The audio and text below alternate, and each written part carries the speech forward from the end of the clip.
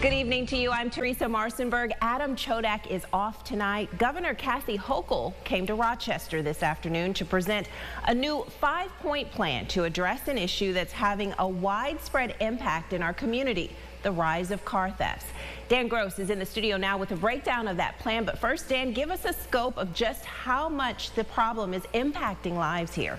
Hi, Teresa. Year to date, Monroe County has seen a 345% increase in car thefts. Now, 2/3 of all car thefts in the state year to date have happened in Buffalo and Rochester. Those, of course, are being driven by Kia and Hyundai thefts, which make up about 3/4 of those thefts. And finally, less than 1 in 10 car thefts leads to an arrest. Now, this is all according to the governor today, who was in Rochester to break down her new CARS plan. Governor Kathy Hochul unveiled her statewide CARS plan today. It's meant to tackle growing car thefts across New York State. The plan stands for Comprehensive Auto Theft Reduction Strategy. And to all the car thieves out there, I have one message.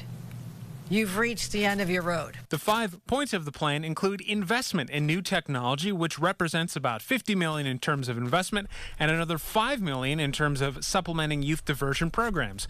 In addition, the plan also bolsters state police enforcement as well as data sharing, strengthening prosecution of car thefts, though we should say that nothing today was announced on the legislative side, but state reps said conversations are happening right now, as well as a public awareness campaign.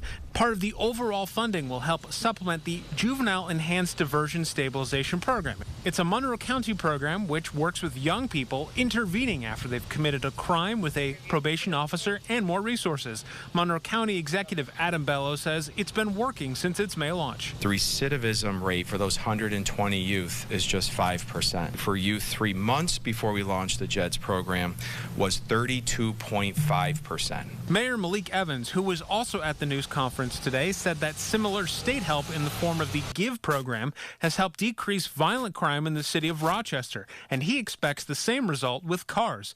Hochul made the announcement in Rochester, highlighting the huge spike in car thefts year to date, and now you're hitting people who are the most vulnerable, taking away something that is essential to their lives and their livelihood.